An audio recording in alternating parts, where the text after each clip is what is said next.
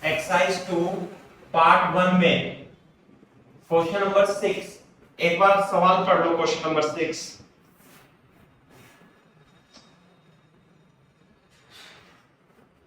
भाई question number 5 हो गया था क्या बेटा?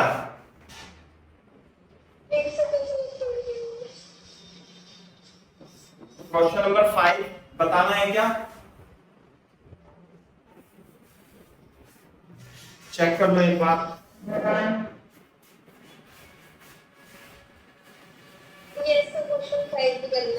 हाँ, तो क्वेश्चन नंबर 5 देखो, पढ़ लो। A uniform rock lies on a table with some portion hanging. The rock begins to slide when the length of the hanging part is 25% of entire length. Coefficient of friction between rock and table is। Board पे देखो, मान लिया table है और ये rock थी। Rock इस तरीके से है, ये इसकी लेंथ कितनी है L और मास कितना है M। तो हमने इसे इस तरीके से रखा है कि इसका 25% 25% हैंगिंग है, समझे ना।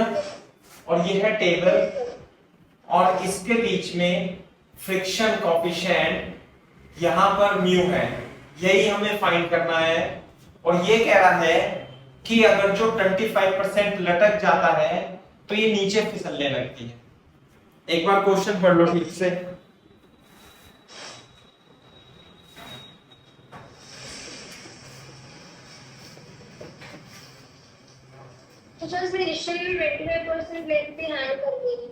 हाँ, ये जो लेंथ है ये तो L/4 हो जाएगा और ये 3L/4 हो जाएगा बेसिकली, है ना। तो अब ध्यान से देखो, मैं इस चित्र को ऐसे ही बनाऊंगा।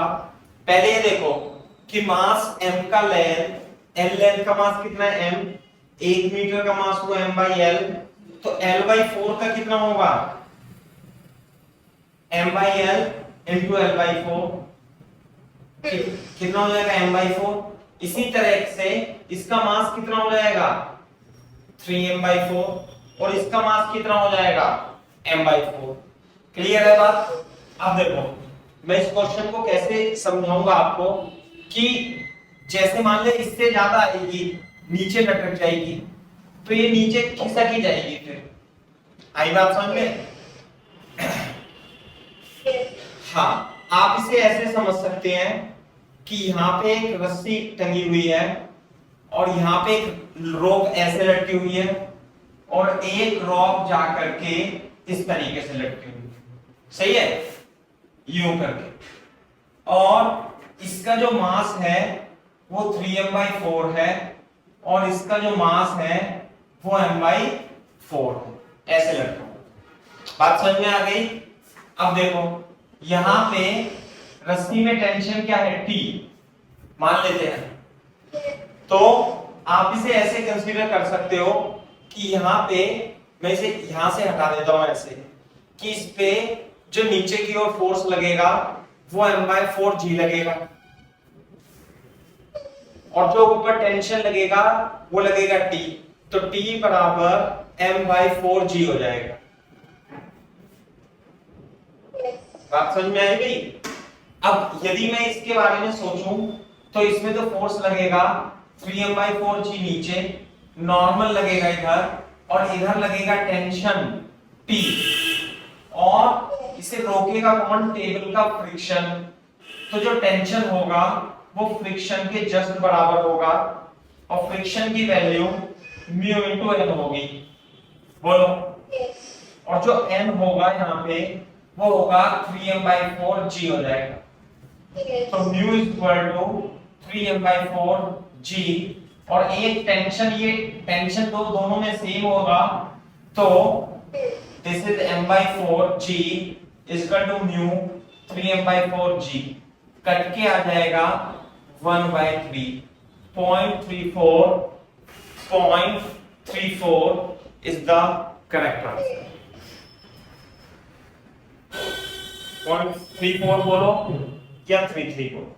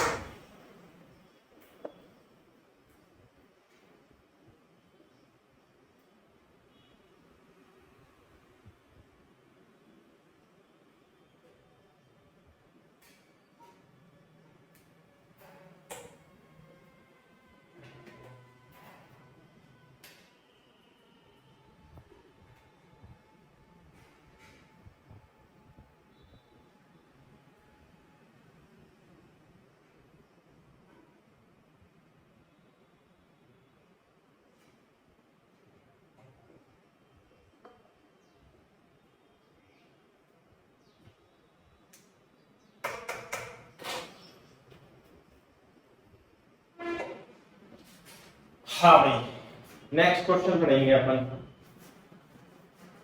सर इसमें आपने सिर्फ टेंशन क्यों लिया, नॉर्मल भी तो हो सकता था। नॉर्मल कहाँ पे? सर आपने बीच में टेंशन लगा दी ना स्ट्रेट पे। जैसे भाई इसे तो यहाँ खींच कौन रहा होगा भाई, ये जो चेन है ये जो बनी हुई है यही तो खींचेगी ना इसे, यूं करके। नॉर्मल कैसे खींचेगी, कौन सी नॉर्मल?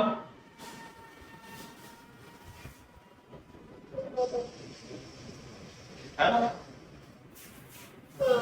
आप इसे ऐसे कंसीडर कर सकते हो ना, ये एम है और यहाँ पे यू रखा हुआ है स्मॉल एम डैश से, बस इतना तो हम इसे कंसीडर कर सकते हैं।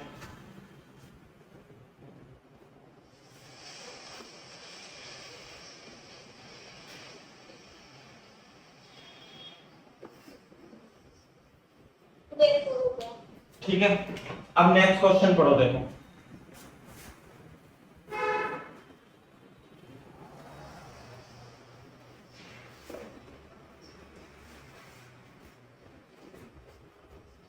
नेक्स्ट क्वेश्चन सूडो फोर्स भी इसमें आपका यूज होगा। क्वेश्चन नंबर 6, क्वेश्चन नंबर 6 में B है 2 और A है 8 एम, रेस्पेक्टिवली सरफेस स्मूथ है, the block B is connected to C by mean the whole system is released, the minimum value of mass M of the C, the coefficient between A and B। देखो जरा, ये system है ना भाई, ये है हमारा B और इसका मास दे रखा है 2m।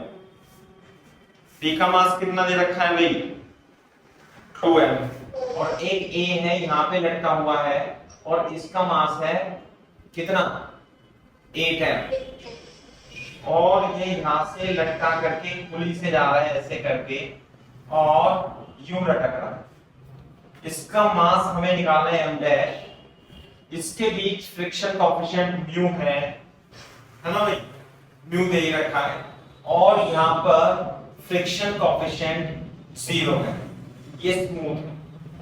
क्लियर है क्या बात? ऐसे आपको बताना है, तो ध्यान से देखो। अब हमें m डैश की वैल्यू निकालनी है। We have to find the value of m dash so that there is no relative motion between A and B। बात समझ लो आप, there is no relative motion between A and B, you have to find the value of m dash। ऐसे करना है, सही है क्या बात? तो ध्यान से देखो, यदि मान लिया ये स्ट्रिंग ना होती तो ये ब्लॉक, तो ये जो है टी शेप का जो सिस्टम है ये तो रेस्ट में रहता है ना, और यदि मैं इसे छोड़ दूं तो ये कैसा, इसकी मोशन, ए की मोशन कैसी होगी ये बताओ।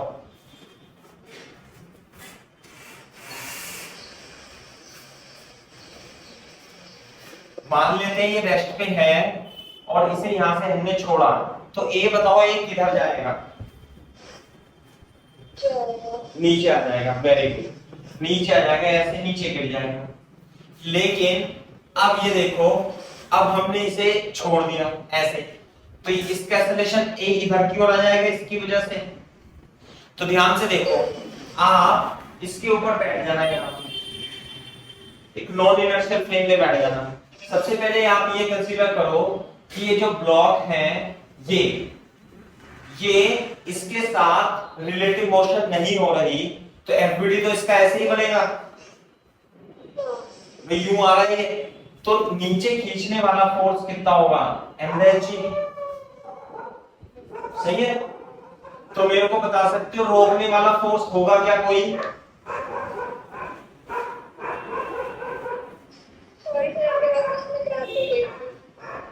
मैं ये कह रहा हूं कि mg तो इस सिस्टम को नीचे खींचेगा, क्या रोकने वाला फोर्स है कोई जो इस सिस्टम को रोके?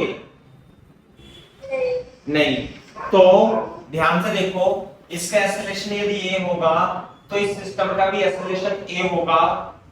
ये कंस्ट्रेंट है इसकी, तो क्या लगा देंगे F net is equal to M A, F net की जगह एम डैश जी और टोटल एम आएगा M dash plus 10 M into A, तो acceleration M dash G upon M dash plus 10 M आ जाएगा।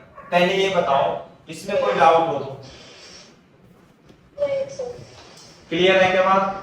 अच्छा, अब देखो यहाँ पे यदि ये एक्सेलरेशन ए से जा रहा है और आप बैठे हो किस पर? बी पर। बी पर बैठकर ए को देखो, ए को देखो, है ना भाई? यहां पे बैठ जाते हैं। चलो ए दोबारा से बना लेना आप एक बार। हाँ भाई, जब आप इस पे बैठोगे यूं करके, तो एक तो विद रिस्पेक्ट टू बी ए को देखना है, तो फोर्स कितने लगेंगे? 8 mg लगेगा। आप बताओ कौन कौन से फोर्स लगाओ? नॉर्मल लगेगा, बिल्कुल सही बात है। और है? और कौन सा लगेगा बेटा? Pseudo force. सूडो फोर्स लगेगा इधर की ओर और उसकी वैल्यू होगी 8m इंटू ए। बिल्कुल सही बात है। इसके अलावा क्या लगेगा?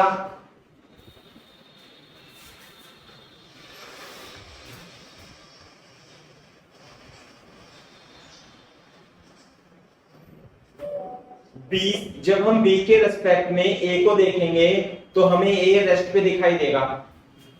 ये तो बी है और ये ए है, ये रेस्ट पे है। नीचे खींचने वाला फोर्स है 8 mg और यहाँ पे फ्रिक्शन कोएफिशिएंट म्यू है, तो इस पे और कोई फोर्स लगना चाहिए ऊपर की ओर? हाँ लगेगा। कौन लगाएगा? ब्लॉक बी की सरफेस इस पे लगाएगी और इस वाली सरफेस पे लगाएगी फ्रिक्शन। बोलो समझ में आएगा? और फ्रिक्शन की जो वैल्यू होगी वो होगी म्यू इनटू एन। अब ध्यान से देखो, बी के रिस्पेक्ट में ऐसे लिख दूंगा with respect to B A is at rest, A is at rest. Rest पे है तो इक्विलिब्रियम में भी है, तो यानी कि नॉर्मल जो होगा वो 8 mA के बराबर होगा। सही है। और जो 8 mg है वो फ्रिक्शन के बराबर होगा। ये बात क्लियर है क्या नहीं? तो 8 mg is equal to mu into N, और n की वैल्यू कितनी है भाई? n की वैल्यू है 8 ma। बोलो, तो 8m से 8m कट जाएगा, g is equal to mu into a, है ना? तो ध्यान से देखो, जो a की वैल्यू है, a की वैल्यू कितनी आ जाएगी? g अपॉन म्यू आ जाएगी, है ना? तो जब a की वैल्यू g अपॉन म्यू आ जाएगी तो हमें तो निकालना है m डैश, इसमें a की वैल्यू रखते हैं, तो m dash g m plus 10m into g upon mu. तो g से तो g उड़ जाएगा, इधर mu m dash plus 10m रह जाएगा, तो m डैश कॉमन लेके mu minus 1 is equal to 10m, तो m डैश जो होगा वो म्यू माइनस 1 आ जाए। तो D option is the correct option.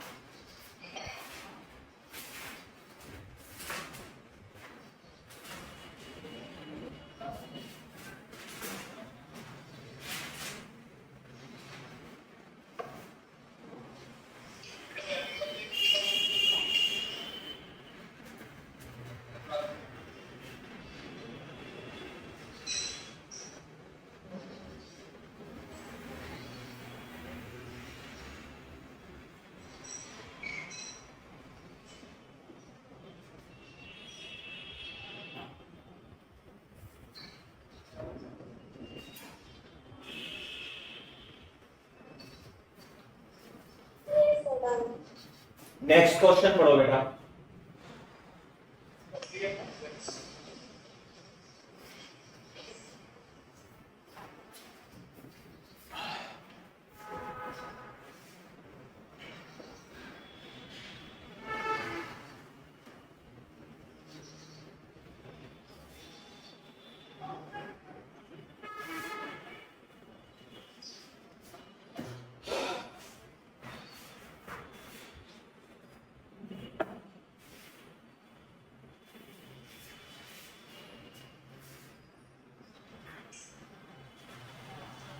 सही है भाई। हाँ भाई, क्वेश्चन नंबर 7 में देखो, इसमें क्या है, एक ब्लॉक है, block of mass lies on a rough horizontal plane is acted upon by a horizontal force P। एक फोर्स इस पे P रख रखा है, P चल रहा है ना, and a force Q inclined at angle theta with vertical, और एक Q है और इसका इंक्लिनेशन जो है वो वर्टिकल से कितना है, थीटा है। ये कितना है, थीटा, और ये है Q। The minimum value of friction coefficient between the block and surface for which block will remain in equilibrium. तो इसकी कितनी वैल्यू होगी मिनिमम म्यू की, जिससे कि ये इक्विलिब्रियम में रहे, है ना, ये है सवाल। देखो इसका एफबीडी बना करके 1 मिनट देता हूं मैं, आप इसका एफबीडी बनाओ।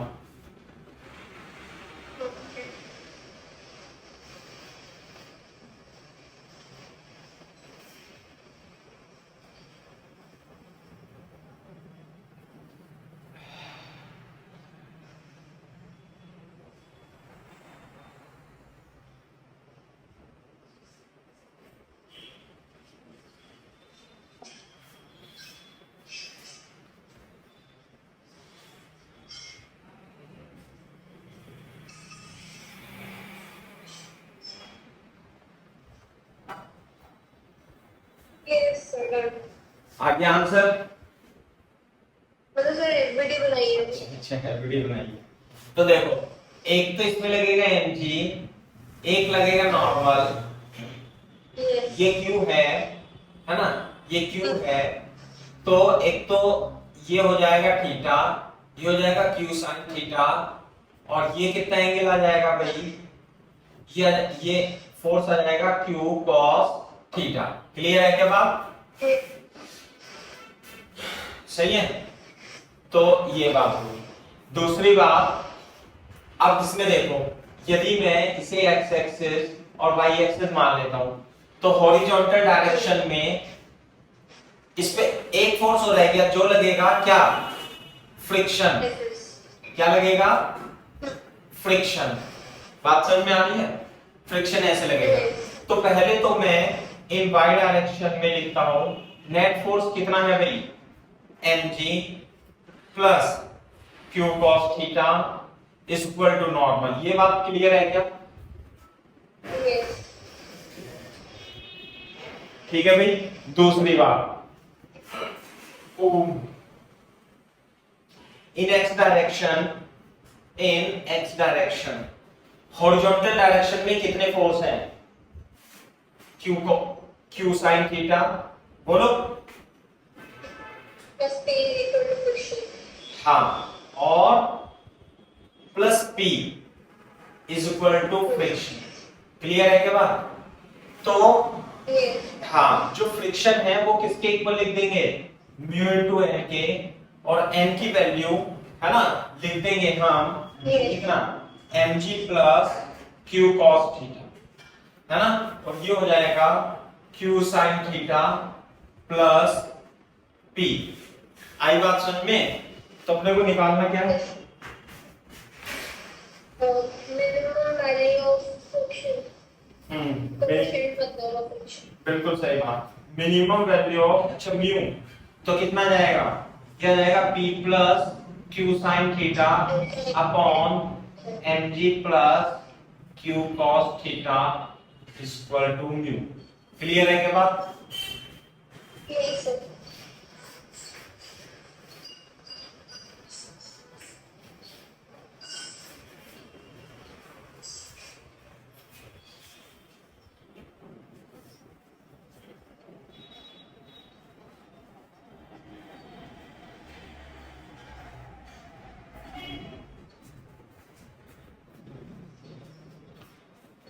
क्लियर है क्या बात? ये है यस क्वेश्चन नंबर 8। देखो बेटा, क्वेश्चन नंबर 8 बहुत ही अच्छा कुछ सवाल है ये, है ना। क्वेश्चन नंबर 8 पढ़ लो थोड़ा सा। यस समझ गया।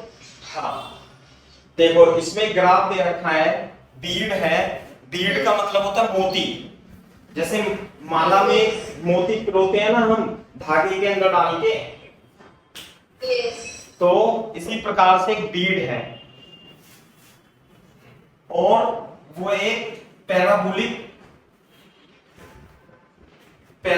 एक्सिस इसमें है। जैसे मान लिया ये है अपना ऐसे, ये है इट इज लाइक दिस, और ये बीड है और बीड को इसके अंदर डाल रखा है, समझे। Yes bead of mass is located और जो y है ये y एक्सिस, ये x एक्सिस, तो जो इसकी इक्वेशन है वो है y equal to x square upon a with its vertical and vertex directed downward as shown in figure, and the highest distance above the x axis हमें highest distance बतानी है, particle remains in equilibrium। Clear है क्या बात? तो देखो board पे देखो, मान लिया ये बीड आपने यहां पे रखा यू करके, तो ये बीड क्या होगा, ये बीड यहीं पे रुका रहेगा, यहीं पे रुक जाएगा, है ना। और रखेंगे तो रुक जाएगा। आपको मैक्सिमम हाइट ये बतानी है कि अगर जो आप बीड इस पर रखते हो या इससे ऊपर रखोगे तो वो क्या आ जाएगा, नीचे आ जाएगा। तो यानी कि आपको इस बीड की इक्विलिब्रियम पोजीशन की एक्स एक्सिस से हाइट आपको निकालनी है कि ये बीड इक्विलिब्रियम में रहे।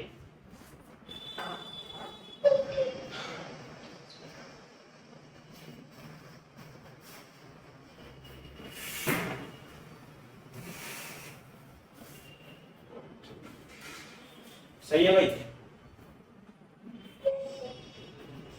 ये अब देखो कैसे हम करेंगे। सबसे पहले तो इस पे हम क्या लगाएंगे, फोर्स लगाएंगे। इस पे फोर्स कौन कौन से लग रहे होंगे बताओ। एक तो सबसे पहले लगेगा mg, सही है ना। दूसरा क्या लगेगा बताओ, friction. Friction is always along the tangent to the surface.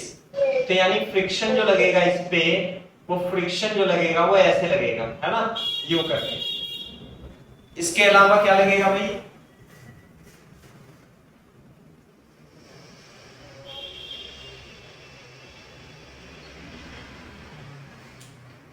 इसके अलावा क्या लगेगा,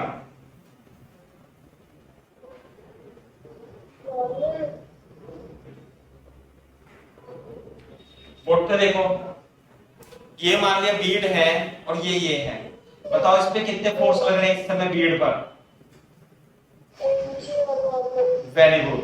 अब अगर जो मैं इसे यूं कर देता हूं बीड को ऐसे करके, तो थोड़ा सा इस तरीके से कर देता हूं यूं, और ये रुका हुआ है यूं करके, मान लिया, तो कौन कौन से फोर्स लगेंगे। Very good. नॉर्मल भी लगेगा इस पे, तो नॉर्मल किधर लगेगा, नॉर्मल हमेशा परपेंडिकुलर टू द सरफेस लगता है। नॉर्मल की डायरेक्शन क्लियर होनी चाहिए। देख लो ये सरफेस है यूं करके, तो नॉर्मल किधर लग रहा है, इस सरफेस के परपेंडिकुलर। यदि आप इसे ऐसे कर दोगे तो अब नॉर्मल किधर लगेगा, इस पेन के लेंथ के परपेंडिकुलर। बात क्लियर है क्या नहीं? हाँ, तो नॉर्मल ऐसे लगेगा। अब नेट फोर्स तो जीरो है। अब ध्यान से देखना जरा, मैं इसका दोबारा से चित्र बनाऊंगा क्योंकि इसमें डिफरेंशिएशन की आवश्यकता पड़ेगी।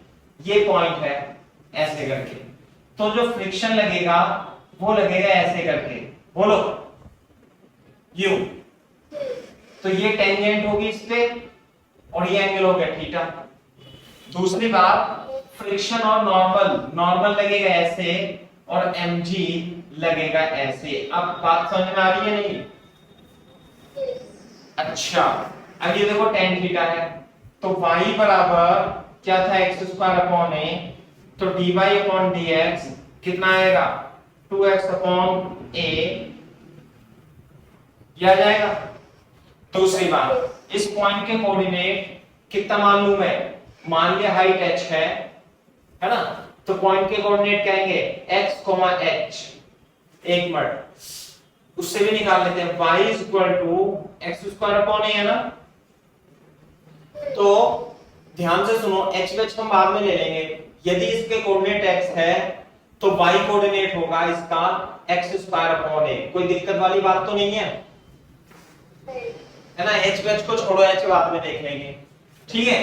तो इसके कोऑर्डिनेट होंगे x स्क्वायर अपॉन ए, है ना। तो ये तो हो गई tan थीटा, यानी कि ये होता है tan theta is equal to 2x upon A. What is theta? Theta देख लो क्या होगा, जो थीटा होगा वो ये होगा, और इसका कोऑर्डिनेट मैंने लिख दिया x स्क्वायर अपॉन ए। बात समझ में आई? अब इसमें फ्रिक्शन जो होगा वो म्यू इनटू एन के बराबर होगा, सही है। अब मैं क्या करूंगा, ध्यान से देखो, मैं इसमें mg को रिजॉल्व कर देता हूं। ये थीटा है तो ये भी कितना होगा भाई, थीटा। तो इधर की ओर जो फोर्स होगा वो हो जाएगा mg sin थीटा, और इधर की ओर जो फोर्स होगा वो हो जाएगा mg cos थीटा। कोई दिक्कत तो नहीं है, है ना? क्लियर है क्या बात? तो जो m की वैल्यू होगी, m की वैल्यू किसके बराबर होगी, mg cos थीटा के। दूसरी बात, फ्रिक्शन जो वैल्यू होगी वो होगी mg sin थीटा के। mg से mg कट जाएगा तो sin theta is equal to mu into cos theta आ जाएगा, और ये tan theta is equal to कितना आ जाएगा भाई, म्यू आ जाएगा। सही है क्या बात?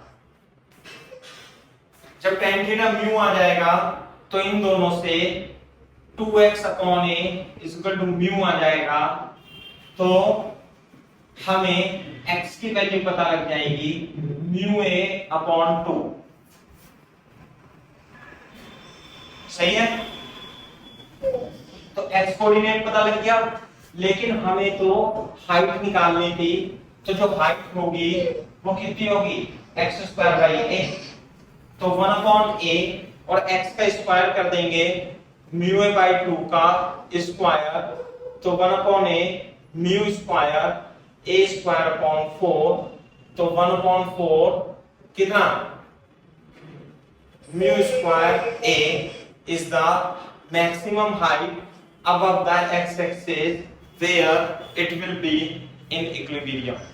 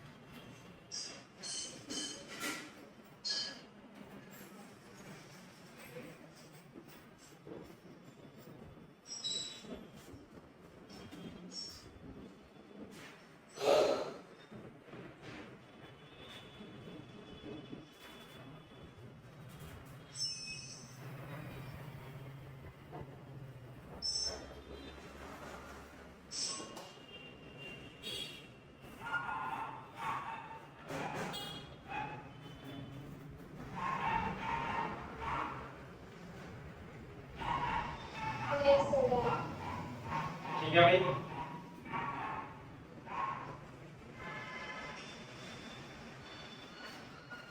तो ये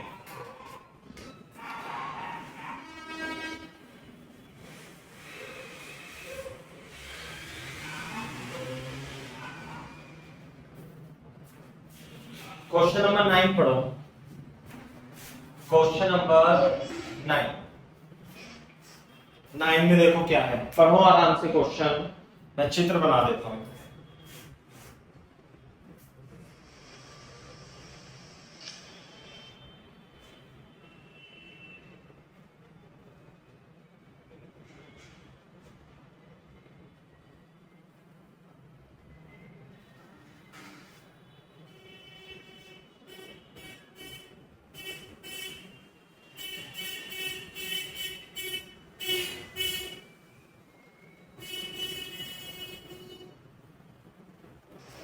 Yes, sir. बताओ भाई, कुछ समझ में आई बात नहीं?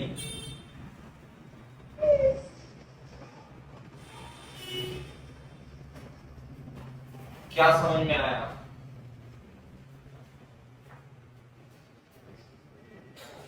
ये है, हाँ, एक प्लैंक है और प्लैंक का मास, एक मिनट, प्लैंक का मास दे रखा है, वेट दे रखा है इसमें mg। प्लैंक का वेट कितना है भाई? m, mg। तो मास कितना हो गया इसका m?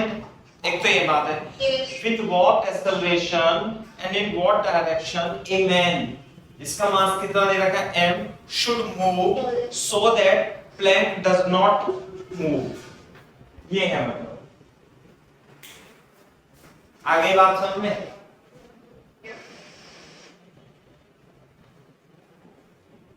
देखो भाई कैसे करेंगे।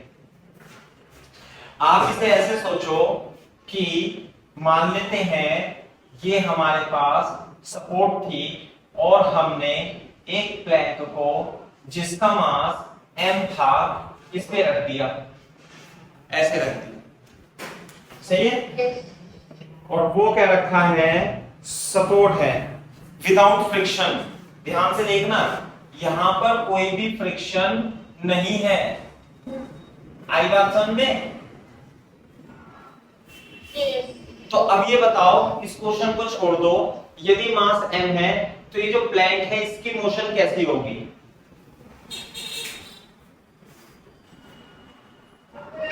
Slide करेगा। स्लाइड करेगा। एक्सेलेरेशन बता सकते हो जब ये स्लाइड करेगा? ये इधर स्लाइड करेगा, एक्सेलेरेशन a से। कितना एक्सेलेरेशन आएगा बेटा? कितना आएगा? बोलो g sin अल्फा। Yes. अरे यही तो आएगा। अरे फ्रिक्शन लेस ऐसे जा रहा है ना mg, नहीं आई बात समझ? ये mg यूं, हाँ कंपोनेंट में तो हाँ यूं करके ये अल्फा हो जाएगा, ये mg हो जाएगा, तो इधर क्या लगेगा? mg sin अल्फा लगेगा। तो mg sin alpha upon m, तो एक्सेलेरेशन कितना हो जाएगा इसका? g sin alpha. लेकिन अब ध्यान से देखो, अब हमें इसे स्लाइड होने से रोकना है, तो अब हम स्लाइड होने से रोकेंगे, तो इसका मतलब ये है कि हमें इसे इधर की तरफ mg sin अल्फा के अपोजिट फोर्स लगाना पड़ेगा। तो फोर्स अब हाथ से तो लगा नहीं रहे, यूं करके तो लगा नहीं रहे, ये लगा रहे हैं। इसमें भी कौन लगाएगा? इसके पैर लगाएंगे।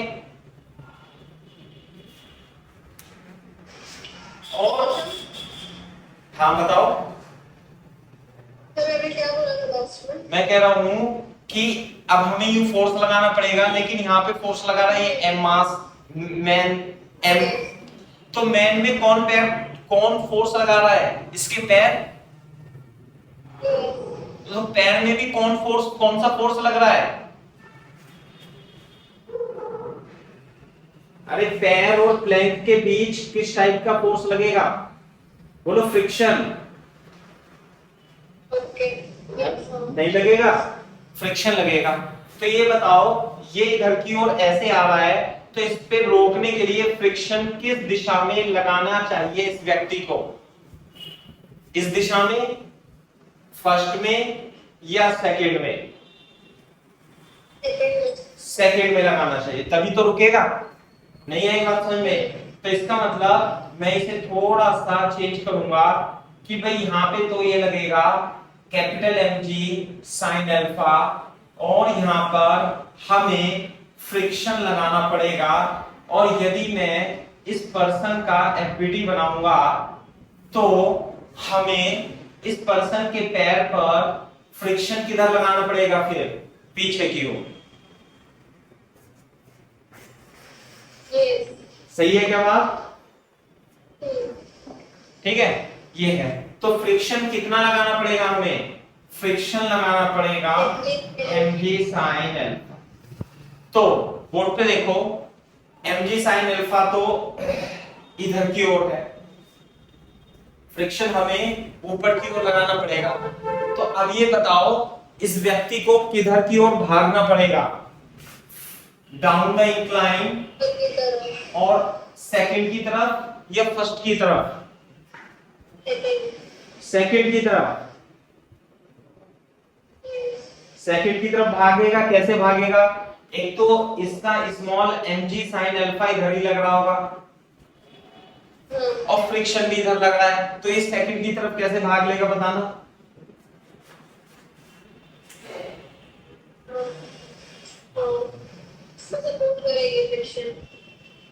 हाँ, तो किधर भाग रहा होगा व्यक्ति? नीचे। नीचे। अरे जब व्यक्ति यूं यूं यूं यूं करके भागेगा तभी तो वो उसे धकेलेगा। नहीं, अगर जो वो ऐसे करके भागेगा यूं यूं यूं करके, तो वो तो और धकेल देगा प्लेन को। तो फ्रिक्शन नीचे नहीं लग जाएगा अगर जो ऊपर चढ़ेगा तो? तो पर्सन को क्या करना पड़ेगा? पर्सन को अपना मुंह इधर की तरफ करना पड़ेगा, नीचे की ओर, और किधर भागेगा? इधर भागेगा। कितने एक्सेलरेशन से भागे? मान लिया a डैश से भागे, तो बता सकते हो क्या इक्वेशन बनाऊंगा? मास क्या है इसका? m, ऐसे लिखेंगे फॉर पर्सन। क्या लिखूं? F net is equal to ma dash. Net force कितना लगेगा? Friction plus mg sin alpha is equal to ma dash. और जबकि जो फ्रिक्शन होगा वो होगा mg sin अल्फा plus small g sin alpha is equal to small ma dash. दूसरी बात, m plus small m g sin alpha is equal to ma dash. Clear है क्या बात? तो a डैश कितना जाएगा बेटा? a dash will be equal to कितना? 1 plus capital M upon M g sin alpha downward. This the answer.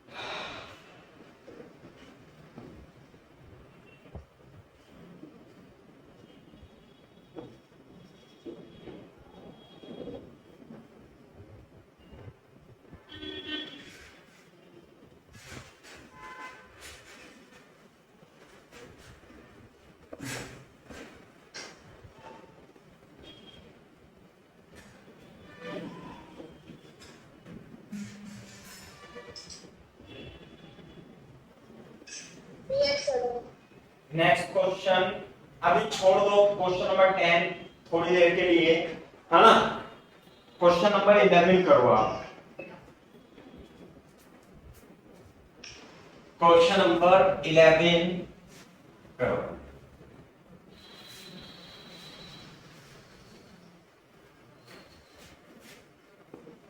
पढ़ो question number 11। हाँ भाई, क्वेश्चन नंबर 11 में देखो आप, ये क्या, in the tension in the string 4 kg and 6 kg, ये हमारा 6 kg, ये हमारा 4 kg, सही है, ये हमारा 2 kg, this is our 2 kg block and this is 20 Newton force, सही है। इस तरीके से आपने इसमें फ्रिक्शन कोएफिशिएंट कितना है, 0.2, 0.2, और ये भी फ्रिक्शन कोएफिशिएंट कितना है, 0.2। क्लियर है क्या बात? 20 न्यूटन का है। हाँ करो ट्राई। हाँ हेलो, हाँ पीटी यूज करना होगा।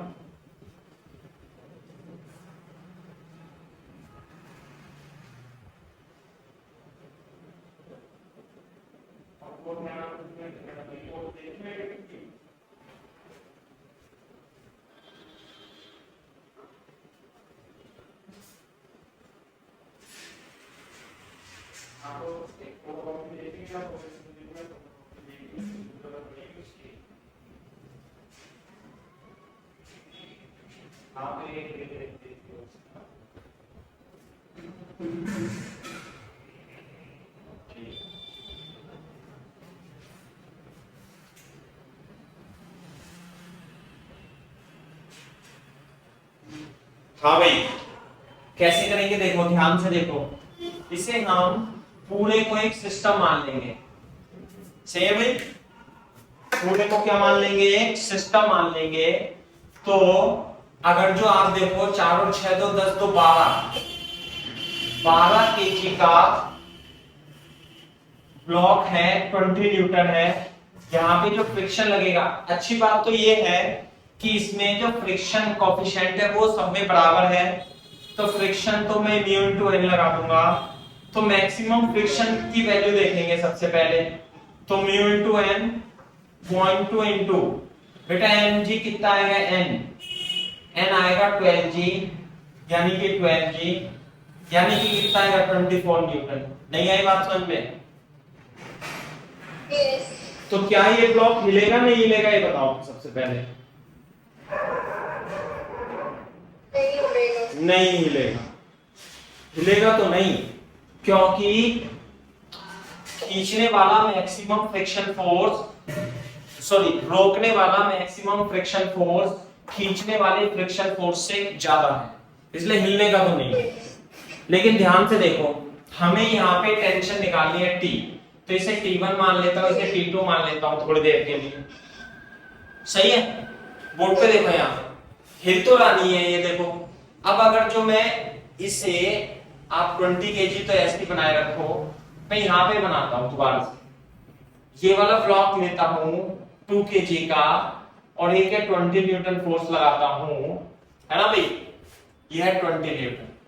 तो टेंशन T1 इसमें ऐसे लगेगी, साथ में फ्रिक्शन फोर्स लगेगा Fr1। फ्रिक्शन फोर्स कितना होगा, mu into N 0.2 into 2g, तो कितना जाएगा 4 न्यूटन, बोलो। और ये रेस्ट पे है, तो T1 plus friction equal to 20, तो टेंशन T1 की वैल्यू आ जाएगी 16 न्यूटन, 16 न्यूटन आ जाएगी। क्लियर है क्या बात? अब देखो यहां पे है ये 16 न्यूटन, कैसे, ये है 16 न्यूटन लग रहा है। दूसरी बात, यहां पे लगेगा T2 और यहां पे लगेगा Fr2। ये 4 kg का ब्लॉक भी अभी रेस्ट पे है ना, तो बोर्ड पे देखो, ये जो N2 होगी ये 4G होगी। बात समझ में आ रही है क्या? तो 4 kg के लिए 4 kg ब्लॉक के लिए यदि मैं देखूं तो खींचने वाला फोर्स कितना है? पहले तो Fr2 निकालते हैं, mu into N2 0.2 into 4G कितना जाएगा भाई? 8 न्यूटन। बोलो क्लियर है क्या बात? Yes, sir. अच्छा 8 न्यूटन आ जाएगा। तो ये भी इक्विलिब्रियम में ही है, ये इक्विलिब्रियम में ही है, तो इसलिए खींचने वाला फोर्स इज इक्वल टू रोकने वाला फोर्स। तो खींचने वाला फोर्स तो 16 न्यूटन है और रोकने वाला फोर्स में फ्रिक्शन है, तो T2 की वैल्यू कितनी आ गई? 8 न्यूटन। Yes. ये क्वेश्चन में पूछा है इसमें। आसान सवाल है वैसे तो।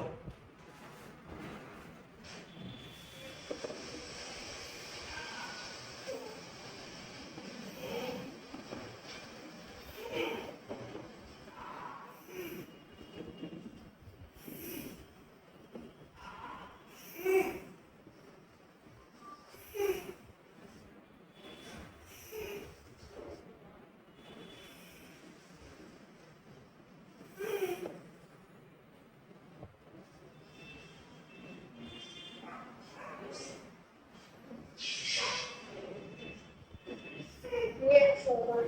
सही है भाई। तो सिंपल और अच्छा सवाल था ये वैसे तो। अब आप नेक्स्ट क्वेश्चन पढ़ो। टू ब्लॉक सिस्टम है जो मैंने काफी अच्छे से आपको कराया था।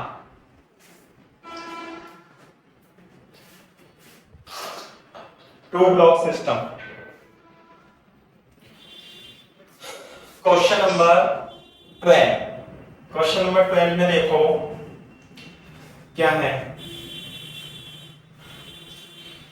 इन the given figure coefficient friction 4 kg। अच्छा दोनों के बीच में है, एक ये 4 kg का ब्लॉक है और ये 5 kg का ब्लॉक है।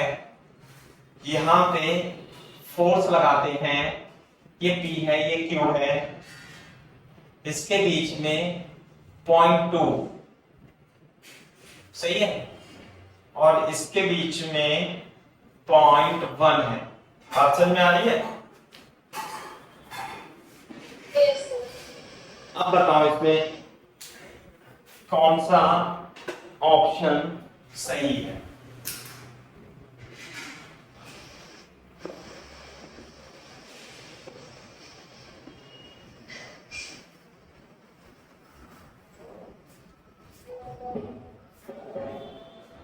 बोलो। Minimum force needed to cause the system to move it. Board पे देखो, अगर जो मैं इसे मूव करना चाहता हूं तो यहां पे फ्रिक्शन अपने को लगाना पड़ेगा। ये हो जाएगा 9 kg, ये होगा 9G, ये होगा N1। करो कॉपी। हेलो हाँ बताओ। आ जाओ।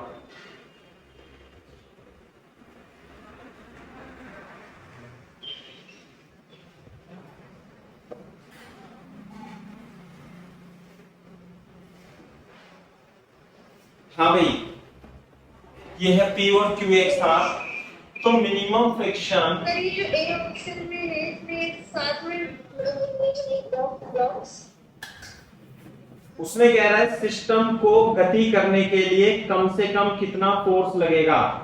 तो सबसे पहले ये बताओ कि जब आप इसे हिलाओगे, सबसे पहले हिलेगा तो पहले P हिलेगा Q हिलेगा, ये दोनों साथ साथ हिलेंगे। हिलाना है साथ साथ ही हिलेंगे। वो तो आप जब ज्यादा फोर्स लगा दोगे तो इनके बीच में रिलेटिव मोशन होने के चांसेस रहेंगे। नहीं तो आपको यदि आपको इसे मूव कराना है तो यहां पर जो फ्रिक्शन लग रहा होगा इन दोनों के बीच, आपको इतना फ्रिक्शन लगाना ही पड़ेगा। तो फ्रिक्शन N1 कितना हो गया 9G, तो फ्रिक्शन हो जाएगा μ1 इंटू N1, तो ये मान लेता हूं मैं μ1, तो 0.1 इंटू 9G, तो आ जाएगा 9 न्यूटन। बताओ तो मिनिमम फोर्स कितना चाहिए सिस्टम को हिलाने के लिए? 9 न्यूटन। तो पहला तो हो गया गलत।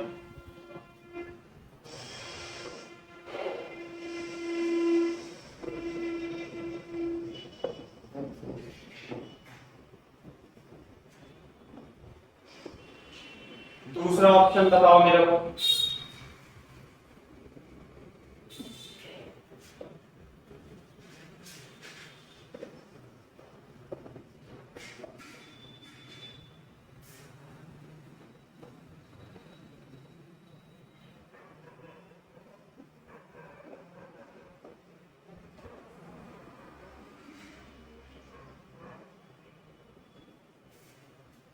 बी ऑप्शन में इसने क्या बोल दिया? बी ऑप्शन में उसने बोल दिया कि यहां पर 4 न्यूटन का फोर्स लगाया है भाई, 4 न्यूटन का फोर्स लगाया है। तो जब 4 न्यूटन का फोर्स लगाया है तो वो ऑप्शन में पूछ रहा है कि static friction at all surfaces 4 newton to keep the system is at rest. सभी सरफेसेस के बीच में 4-4 न्यूटन का फोर्स लगेगा क्या? सवाल को समझ लो, पढ़ लो।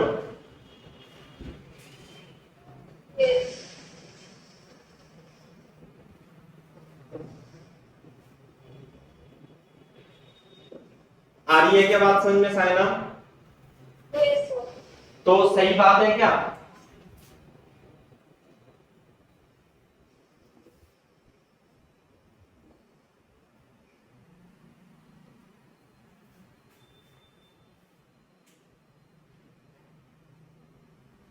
बोलो।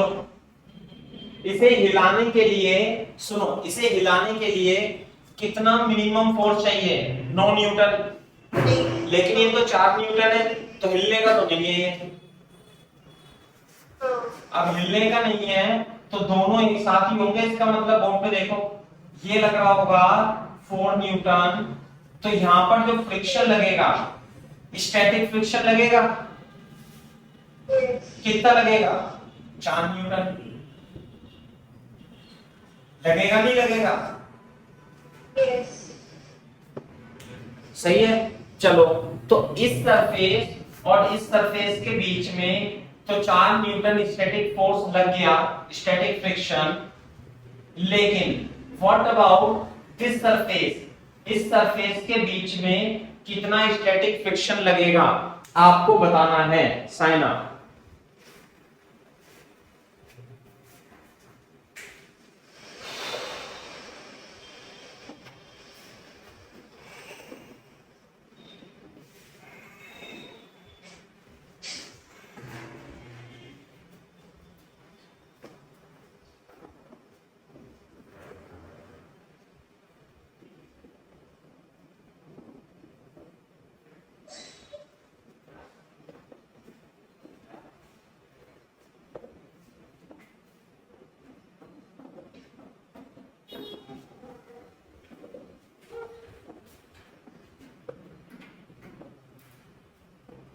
हाँ भाई बोलो। कितना? 4 न्यूटन। एफबीडी बना लो 4 केजी का। यहां पर बताओ कितने फोर्स लगेंगे 4 केजी पर? 4 न्यूटन लगेगा तो किधर लगेगा?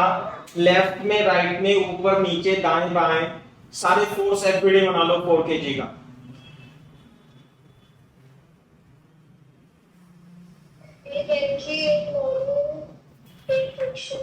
हाँ वो तो पता है मेरे को। 4G N dash friction first में लगेगा या सेकंड में लगेगा? फ्रिक्शन अपने आप में बहुत ही जबरदस्त चीज है, बच्चे को एंड तक समझ में नहीं आती बात। नहीं सेकंड में या फर्स्ट में? दो फ्रिक्शन लगेगी, दोनों लगेगी, दोबारा से बोलना।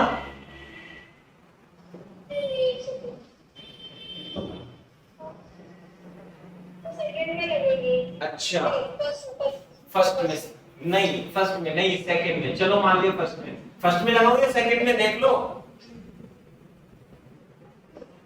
में। चलो कितना?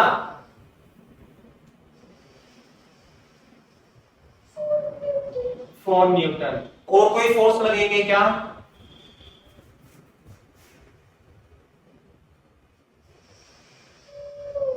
नहीं। तो ये बताओ कि अगर जो आपने 4 न्यूटन इसमें फ्रिक्शन यहां लगा दिया तो एक्स डायरेक्शन में एक्सेलरेशन इसका आ जाएगा नहीं आ जाएगा? आएगा सर। आएगा। लेकिन क्या ये बताओ, आपने तो इसमें 4 न्यूटन सिस्टम पे कुल लगाया था और ये 9 केजी बन गया था और इसका एक्सेलरेशन तो 0 आएगा क्योंकि 9 न्यूटन से कम है। तो इसका मतलब ऊपर वाला ब्लॉक भाग रहा होगा क्या? या तो ये गलत है या ये गलत है।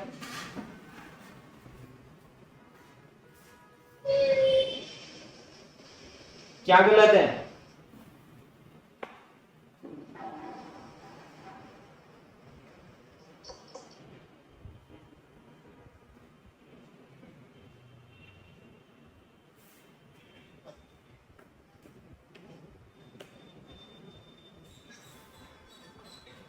बोर्ड पे देखो इधर, ये है ब्लॉक, ये मोबाइल है और ये बुक है। इधर से मैंने 4 न्यूटन का फोर्स लगाया और इस बुक पे भी 4 न्यूटन का फोर्स लगा दिया। अब मोबाइल पे बताओ कितने न्यूटन का फोर्स लग रहा है फ्रिक्शन?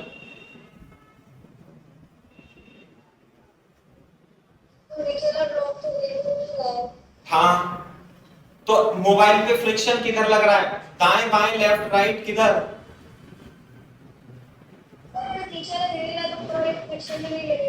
हाँ, तो फ्रिक्शन नहीं लगेगी ना, वही तो मैं कह रहा हूं आपसे।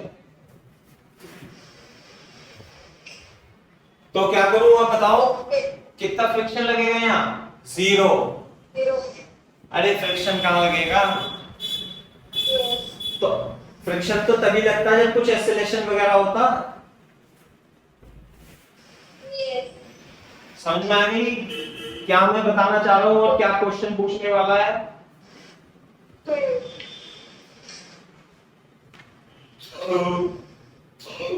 सॉरी। अब बी पार्ट पढ़ो, क्या लिखा हुआ है B part? When force is 4 Newton, static friction between all surfaces 4 Newton. तो सभी सरफेस के बीच में 4 न्यूटन का फोर्स नहीं लगेगा, केवल नीचे वाली सरफेस पे 4 न्यूटन लगेगा, यहाँ पे फ्रिक्शन लगेगा 0। तो बी ऑप्शन भी गलत ऑप्शन है। आगे क्या बात समझ में? सही है। अब ये बताओ, maximum acceleration of 4 kg block is 2 metre per second square. आप इसका मैक्सिमम एक्सेलरेशन बता सकते हो 4 kg का? देखो ध्यान से, जब आप इस पे फोर्स लगाओगे तो फोर्स जब 9 न्यूटन से ज्यादा होगा तो भागेगा ये। अब इसके बारे में तो कोई लिमिट नहीं है, जितना ज्यादा फोर्स होगा उतना ज्यादा इसका एक्सेलरेशन होगा। अब ये बताओ, ये 4 kg है और मैं 4 kg का एफबीडी यदि आपको बना के दिखाऊं तो इस पे फोर्स लगेंगे 4g और लगेगा न्यूटन N1, साथ में फ्रिक्शन लगेगा ये वाला। सही है। तो मैं ये यदि आपसे पूछता हूं कि ब्लॉक P को आगे की ओर ले जाने वाला फोर्स कौन सा होगा? इन दोनों के बीच फ्रिक्शन या ये कैपिटल F?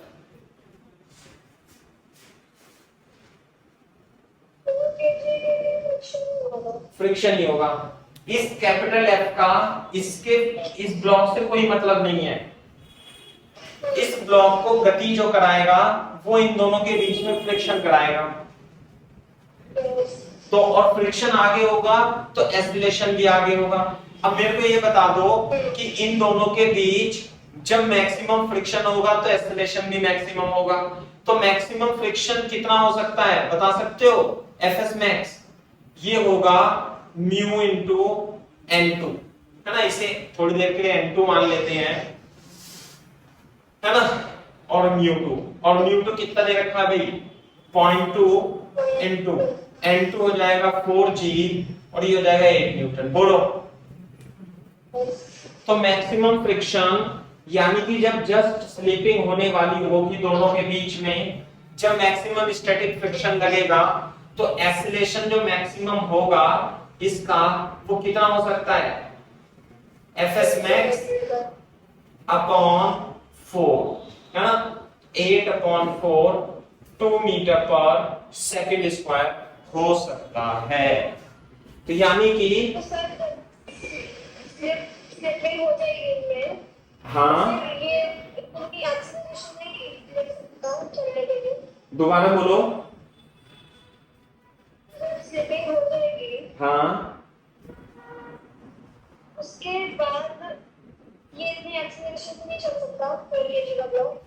इतने एक्सेलरेशन से ही तो चलेगा जब स्लीपिंग होगी। स्लिपिंग के बाद जब मैं स्लीपिंग के बाद भी जब स्लीपिंग होगी तो मैक्सिमम फ्रिक्शन लग रहा होगा, और जब स्लीपिंग होने वाली होगी तब भी मैक्सिमम फ्रिक्शन लग रहा होगा। तो 4 kg का जो मैक्सिमम फोर्स है ले जाने वाला वो यही हो सकता है 8 न्यूटन। इससे ज्यादा फोर्स ही नहीं हो सकता, चाहे स्लीपिंग हो चाहे स्लीपिंग ना हो, है ना। आगे ले जाएगा ना ये, तो 2 मीटर पर सेकंड स्क्वायर से ज्यादा एक्सेलरेशन इसका नहीं हो सकता, चाहे आप फोर्स को 10,000 न्यूटन क्यों ना कर दो। समझे ना। थर्ड ऑप्शन इज द, हाँ third option is the correct option. अब ये कह रहा है डी ऑप्शन भी चेक करेंगे। वो ये पूछ रहा है डी ऑप्शन में कि फोर्स की वैल्यू कितनी होनी चाहिए कि इन दोनों के बीच स्लिपिंग हो जाए।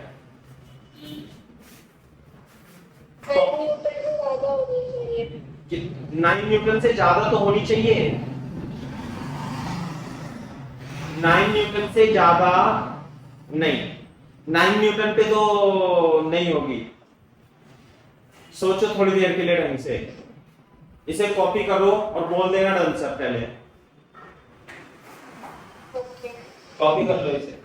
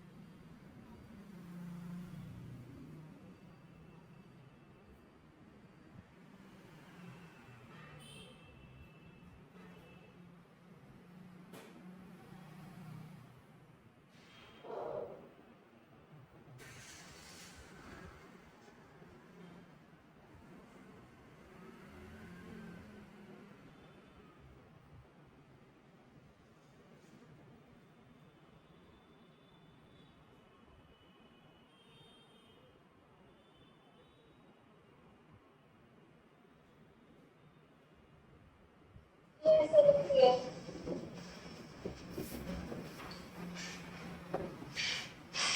हाँ भाई बताओ, डी ऑप्शन सोचो आप।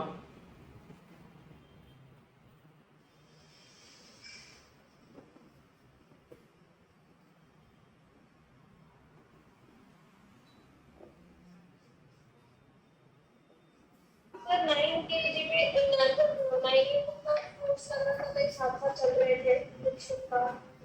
हाँ तो जब फ्रिक्शन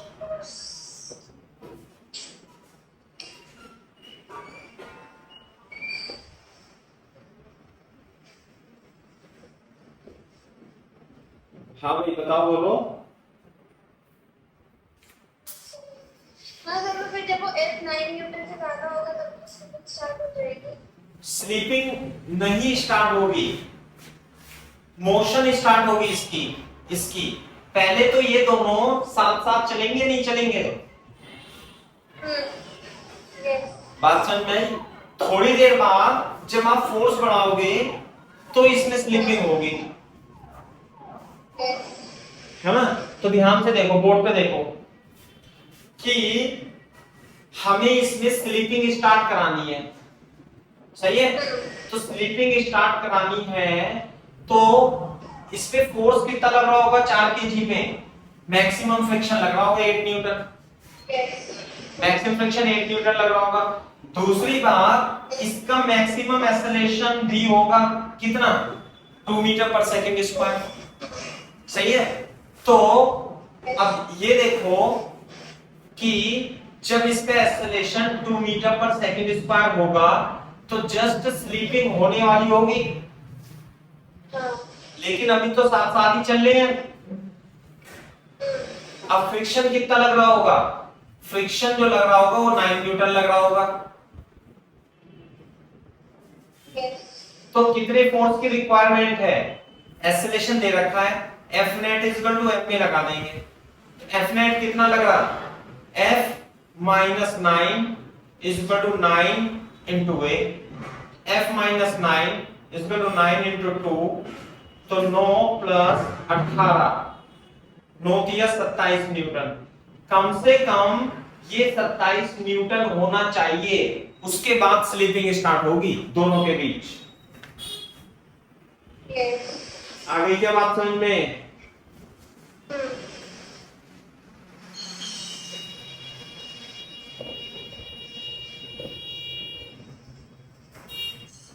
सॉरी, जो 4 केजी वाला ब्लॉक है इसकी एक्सेलरेशन तो 2 मीटर पर सेकंड मैक्सिमम ही है, उससे ज्यादा वो जा नहीं सकता।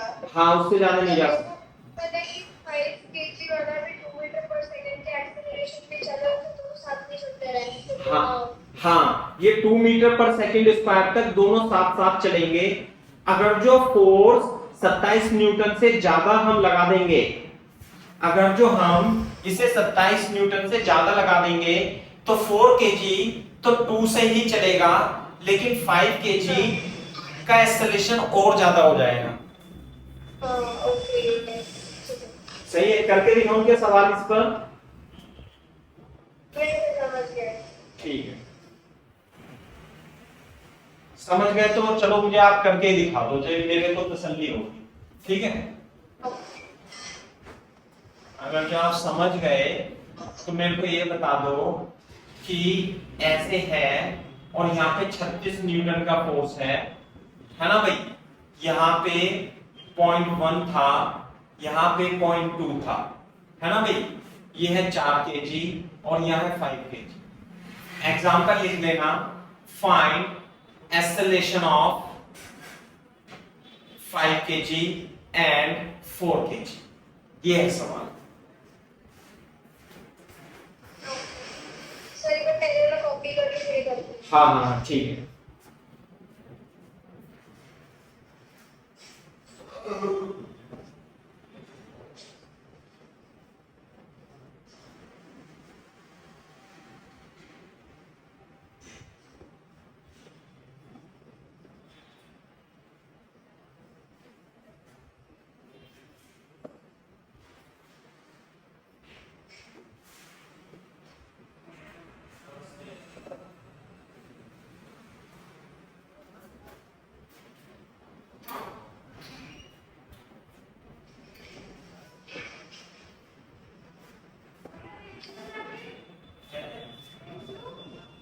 हाँ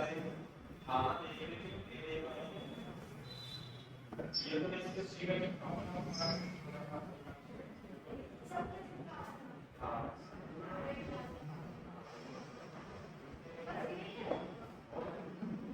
एक होगा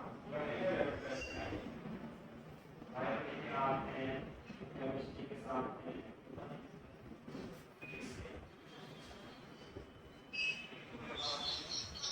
और फिर हमारा एनर्जी बहुत होगा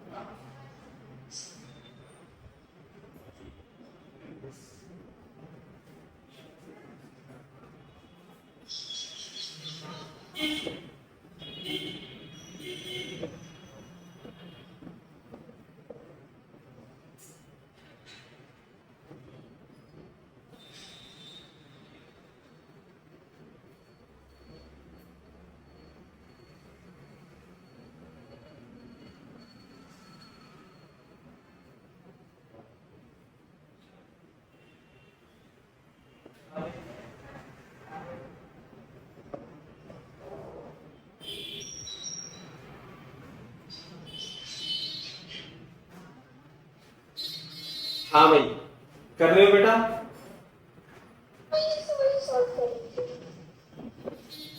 4 kg का एक्सेलरेशन कितना आया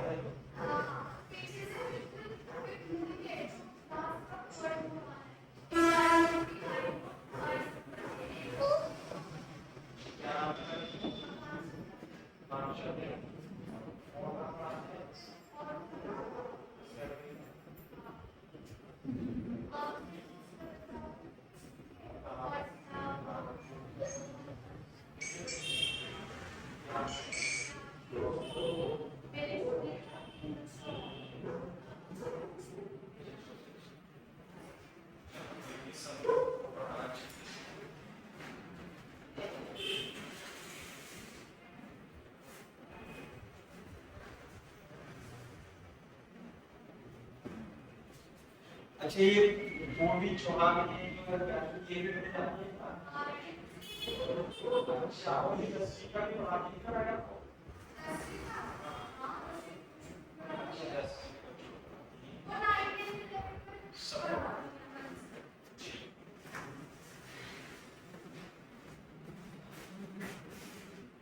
ठीक है भाई, आया कुछ आंसर? Yes sir. देखो कैसे। सबसे पहले मैं बता दूं, देखो ये 2 ब्लॉक प्रॉब्लम है ना। तो हम ये मान करके चलेंगे कि दोनों साथ साथ चल रहे होंगे। दोनों यदि ये साथ साथ चलेंगे तो ध्यान से देखो, 36 न्यूटन इधर और जो फ्रिक्शन लगेगा वो लगेगा 9 न्यूटन इधर, और ये 9 केजी हो जाएगा। तो जो एक्सेलरेशन आएगा वो कितना आएगा? 36 minus 9 is equal to 9 into a, 27 is equal to 9 into a, कितना आ गया? 3 मीटर पर सेकंड। क्लियर है क्या बात? यस। साथ साथ मान लेंगे ना, स्टेप 1 साथ साथ मान लेंगे। फिर हम ये देखेंगे कि ऊपर वाले जिस पर फोर्स नहीं लग रहा उसका एफईडी बनाएंगे। तो रिक्वायर्ड फ्रिक्शन जो होगा इसे 3 मीटर पर सेकंड स्क्वायर चलाने के लिए, है ना, वो कितना होगा? m इंटू ए, 4 इंटू 3 और 12 न्यूटन। क्लियर है क्या बात? यस। लेकिन ये तो है रिक्वायर्ड फ्रिक्शन, लेकिन अवेलेबल फ्रिक्शन कितना है? अवेलेबल फ्रिक्शन है mu into n2 0.2 into 4g, यही था ना भाई, 8 न्यूटन। तो रिक्वायर्ड तो ज्यादा है और अवेलेबल है कम। इसका मतलब स्लीपिंग, ऐसे लिखेंगे, scenes available is less than required, इसलिए स्लीपिंग होगी। स्लीपिंग होगी ना। यस। अब जब स्लीपिंग होगी तो अलग अलग मूव करेंगे, तो अलग अलग मूव करेंगे तो अलग अलग एफबीडी बनाएंगे। साफ कर दूं यहां से। हाँ सर। तो जब अलग अलग मूव करेंगे तो इन दोनों सरफेस के बीच में स्लिपिंग होगी और मैक्सिमम काइनेटिक फ्रिक्शन लगेगा, और 4 केजी पर जो फ्रिक्शन लगेगा वो कितना लगेगा? मैक्सिमम 8 न्यूटन लगेगा। तो जो एक्सेलरेशन होगा इसे P और इसे Q मान लूं, तो एक्सेलरेशन ऑफ P कितना हो जाएगा भाई? 8/4 2 मीटर पर सेकंड स्क्वायर हो जाएगा। जबकि यदि आप 5 केजी का एफबीडी बनाओगे तो 5 केजी पे 36 इधर लगेगा, इधर तो कितना लगेगा? 9 न्यूटन। और ऊपर वाली सरफेस पे फ्रिक्शन बताओ किधर लगेगा?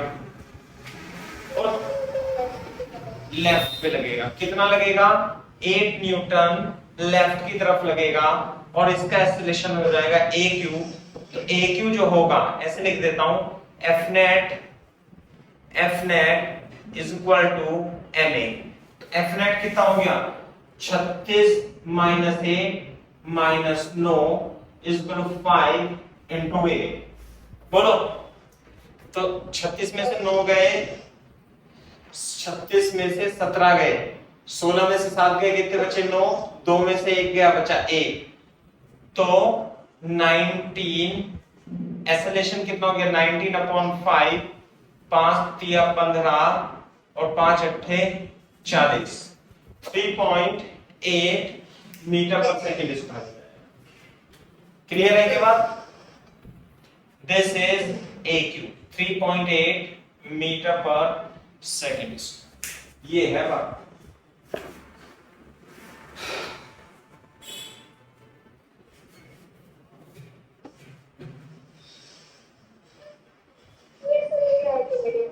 हाँ नहीं, सही है, कोई दिक्कत नहीं है। अब तुम करो क्वेश्चन नंबर 13। हाँ 13 next.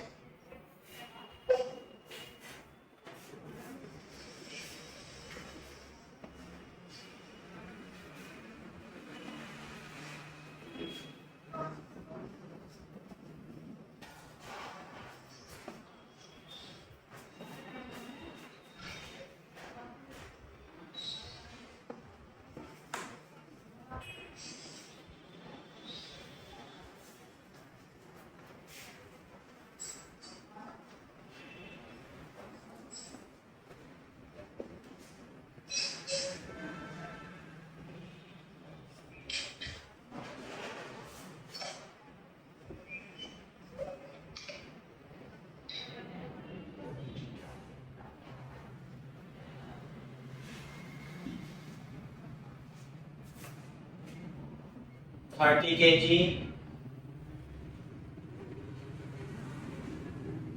10 kg, 20 kg. Between A and B, friction coefficient है 0.3, यहां पर है 0.1, यहां पर है 0.2 और यहां पर है 0.3. सही है बात? The least horizontal force has to start the motion of any part of the system of three blocks resting upon one another. कम से कम कितना फोर्स चाहिए कि force has to start the motion of any part of the system of three blocks resting one upon another. आगे बात समझ में, कम से कम इतना फोर्स चाहिए कि कहीं ना कहीं पे मोशन हो जाए. बोलो. कोई भी ब्लॉक सबसे पहला काम जो होगा इसमें तीनों सरफेस के बीच में, तो ग्राउंड है, तीनों सरफेस के बीच में फ्रिक्शन की वैल्यू निकाल लो आप, है ना. तो यहां Fs1 मान लेता हूं, यहां Fs2 मान लेता हूं, यहां Fs3 मान लेता हूं, है ना.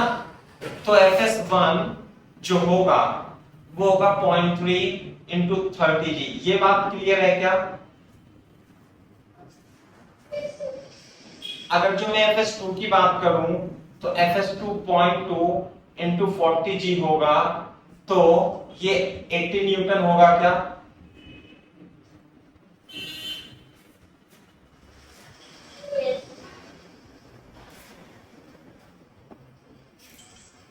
सही है बात? तो अगर जो मैं यहां की बात करूं Fs3, तो ये 0.1 इंटू 60 जी यानी कि 60 न्यूटन होगा.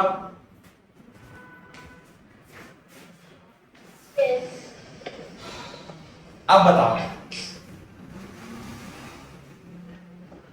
कितना मिनिमम फोर्स चाहिए कि कहीं ना कहीं पर मोशन हो जाए.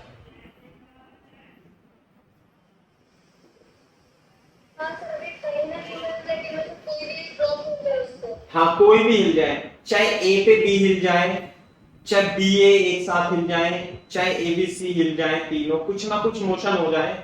तो कहां पर, हाँ, सबसे पहले मोशन किन सरफेसेस के बीच में स्टार्ट होगी? आप ये सोचो. हैं? ए और बी में होगी सबसे पहले, पक्की बात. ए और बी में होगी सबसे पहले. ध्यान से देखो, बोर्ड पे देखो, ये मैंने ए बना दिया, ये मैंने बी बना दिया और ये मान लिया ग्राउंड है ना. तो ग्राउंड है, तो यहां पर वो फ्रिक्शन कितना लग रहा है ए और बी के बीच? 90 न्यूटन. और इन दोनों के बीच लग रहा है 80 न्यूटन. तो इसे रोकने वाला फोर्स है 80 न्यूटन, है ना. और यहां पर है फोर्स F यू करके मान लेते हैं, है ना. और इन दोनों के बीच में ये तो है 80 न्यूटन और इन दोनों के बीच में है 90 न्यूटन. बोलो. तो अब बताओ, अब दोनों के बीच में कहां पर स्लिपिंग हो सकती है, ये बताओ. ये बी ए के बीच में स्लिपिंग होगी या ये दोनों एक साथ चलेंगे? देखो इधर, यदि आपने यहां पे 80 न्यूटन का फोर्स लगा दिया 80 न्यूटन का, तो जब आप इस पे 80 न्यूटन का फोर्स लगाओगे तो इसके बीच में भी 80 न्यूटन का फोर्स लग जाएगा. साथ में बी पर इस दिशा में, ये तो ये हो गया, बी हो गया, ये 80 न्यूटन का लग जाएगा. बोलो. और ये 80 न्यूटन का लग जाएगा. जबकि यहाँ पर अवेलेबल कितना है 90 न्यूटन, है ना। तो अगर जो मान लिया मैंने यहाँ पे 82 न्यूटन लगा दिया, तो यहाँ पे 82 न्यूटन लग गया, तो यहाँ पे 82 न्यूटन लग गया, तो हिल जाएगा ना, हिल जाएगा बी ब्लॉक। आ गई बात समझ में। लेकिन इन दोनों के बीच में यदि आपने 82 न्यूटन लगाया तो इन दोनों के बीच में कितना फोर्स लग रहा है, 82 न्यूटन, और वो मैक्सिमम स्टैटिक फ्रिक्शन से कम है, यानी कि दोनों के बीच स्लिपिंग नहीं होगी, यहां पर स्लिपिंग हो जाएगी। आ गई बात समझ में। अब सोचो इस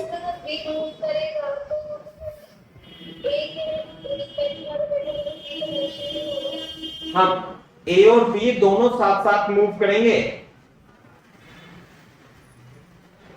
नहीं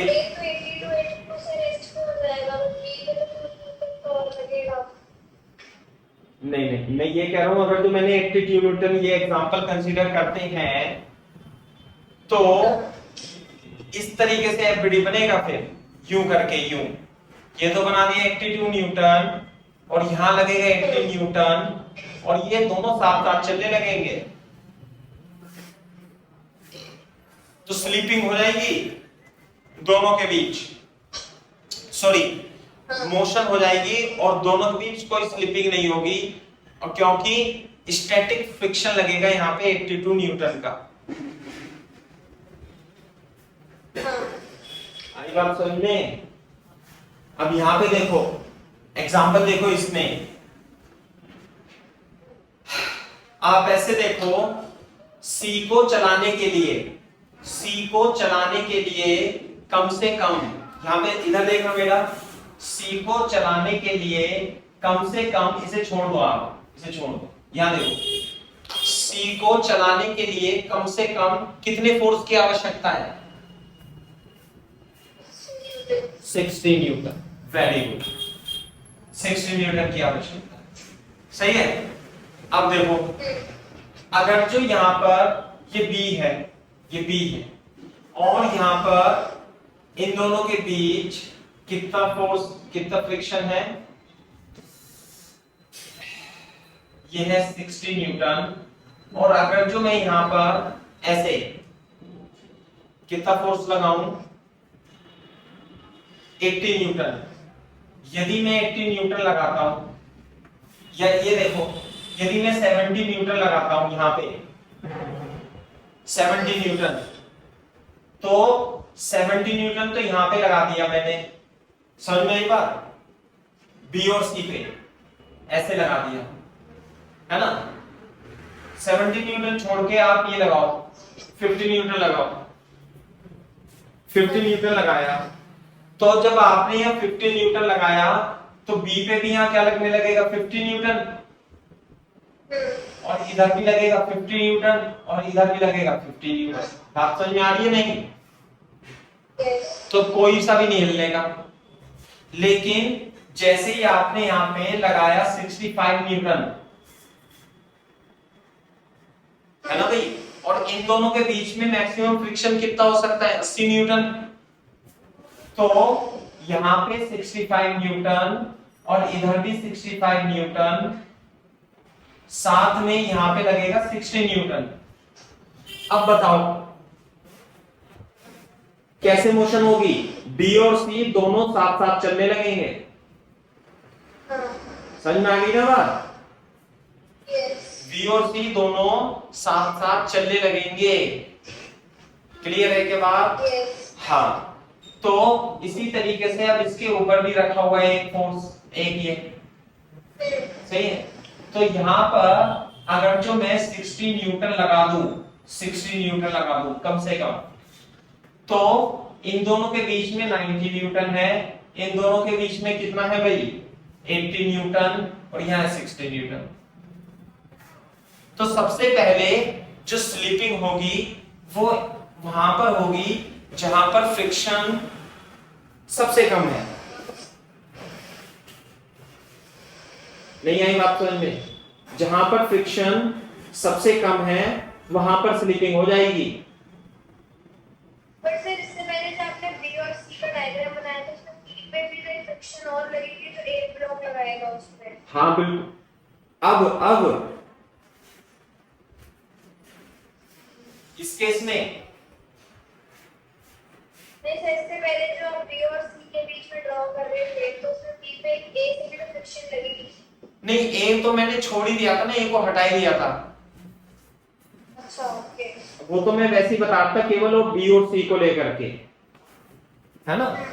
मैंने बी और सी का लेकर के बताया था। बस यदि बी और सी रखे होते यहाँ पे, है ना, और मैं यहाँ पे लगा देता 65 न्यूटन खींच के, तो यहाँ 60 न्यूटन लगने लगता और इनके बीच में 65 लगता, तो बी और सी के बीच में स्लिपिंग होती ही नहीं, यहाँ पे हो जाएगी स्लिपिंग। तो स्लिपिंग वहां पर स्टार्ट होगी जहां पर फ्रिक्शन सरफेसेस के बीच में सबसे कम है।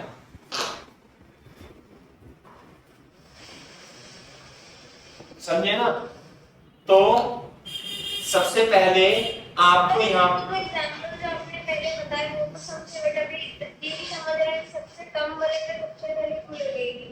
सबसे, दोबारा से बोलो। मेरा डिस्ट्रीब्यूशन सबसे पहले कम से कम हो उसमें मोशन हो जाएगा। हाँ, वो बात समझ में नहीं है मेरे को। अरे मैं ये कह रहा हूं, यहाँ पे 90 है, यहाँ 80 है, यहाँ 60 है ना? तो यहाँ पर ये 60 न्यूटन है, तो आप इसे ऐसे कंसीडर करो। लो, एक ब्लॉक कंसीडर कर लो, मान लिया तीनों साथ साथ चल रहे हैं, तीनों साथ साथ चल रहे हैं, ऐसे कर, है ना? तो जब तीनों साथ साथ चल रहे हैं तो यहाँ पे 60 न्यूटन लगना चाहिए फ्रिक्शन, मिनिमम फ्रिक्शन 60 न्यूटन। अब ये देख लो कि इनके बीच में क्या फ्रिक्शन 60 न्यूटन से कम तो नहीं है?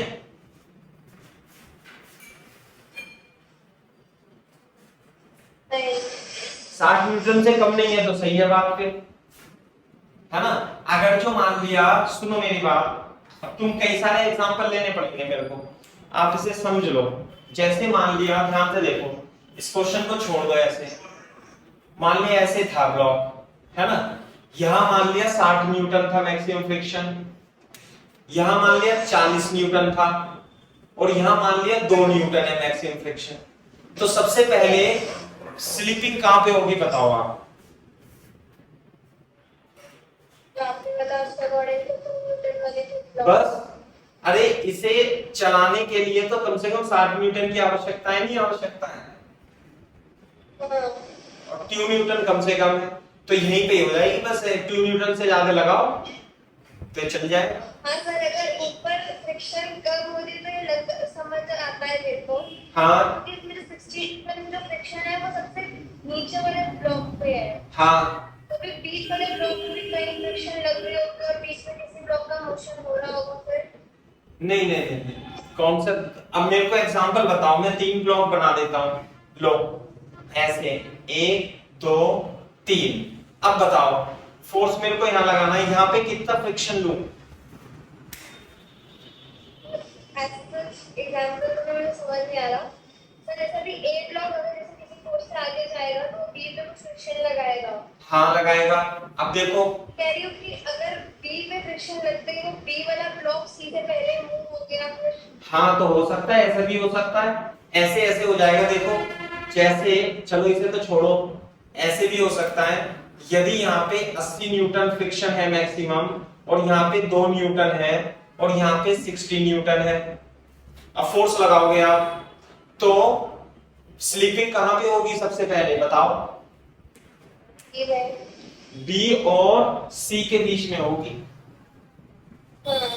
दोनों साथ साथ गति करेंगे। यस। नहीं आई बात समझ में? समझ में आ रही है बट ऐसा हो क्यों रहा है मुझे तो समझ नहीं आ रहा। जिसमें कम फ्रिक्शन है वो पता क्यों कर रहा है? कम फ्रिक्शन है, अरे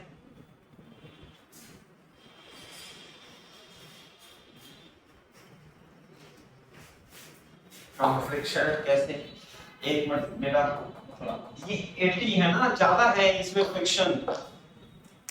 इसे करेंगे ये यहाँ पे, तो आप ऐसे सोचो, यूं मान ले 2 ब्लॉक है यूं रखे हुए और ये ग्राउंड है, सही है, हाँ, और यहाँ पे दोनों चिपके हुए हैं बहुत ही स्ट्रॉन्ग फोर्स से, और यहाँ पे फ्रिक्शन कम है, तो जब आप फोर्स लगाओगे दोनों साथ साथ नहीं चलेंगे, हाँ, ये आपने बताया था हिसाब से समझ में आया था मुझे। दोनों साथ साथ चलेंगे, समझे ना। हम्म, तो लेकिन अगर जो ऐसे होता, यहाँ पे तो मान लिया चलिए 60 न्यूटन है और फ्रिक्शन यहाँ पे 2 न्यूटन है, तो साथ साथ चलेंगे। अब इसमें क्या बताना है, कुछ भी नहीं बताना। अगर जो यहाँ पे ये 60 न्यूटन होता, ये 2 न्यूटन होता और यहाँ फोर्स लगाता, तो इसे A मान लो, इसे B मान लो, तो B, इस पे आप कितना भी फोर्स लगा दो, B को आप हिला ही नहीं पाओगे। क्यों नहीं हिला पाओगे? क्योंकि B को हिलाने वाला जो फोर्स है वो ये फ्रिक्शन है, मैक्सिमम 2 न्यूटन, yes, और रोकने वाला जो फोर्स है वो है 60 न्यूटन। तो इस केस में B कभी नहीं हिल पाएगा, चाहे फोर्स की वैल्यू कुछ भी रख दो आप। हाँ, right, समझ में आई बात? और जबकि अब जैसे ये A है, ये B है, और यहाँ 60 है या 2 है, तो पहले तो ये दोनों साथ साथ ही चलेंगे हाँ, क्योंकि फ्रिक्शन कम है। जब आप इसे बढ़ाते जाओगे ना, बढ़ाते जाओगे, तो एक टाइम ऐसा आएगा कि इन दोनों के बीच भी स्लीपिंग हो सकती है। yes, आई बात समझ में? हाँ,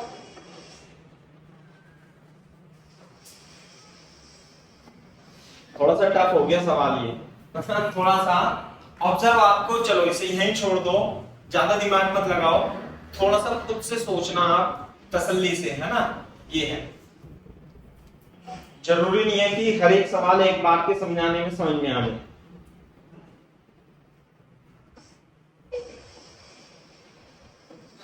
इसे थोड़ा अपने आप से, भैया से भी पूछ लेना, है ना, थोड़ा सा सोच लेना, फिर डिस्कस कर लेंगे हम इसे। okay.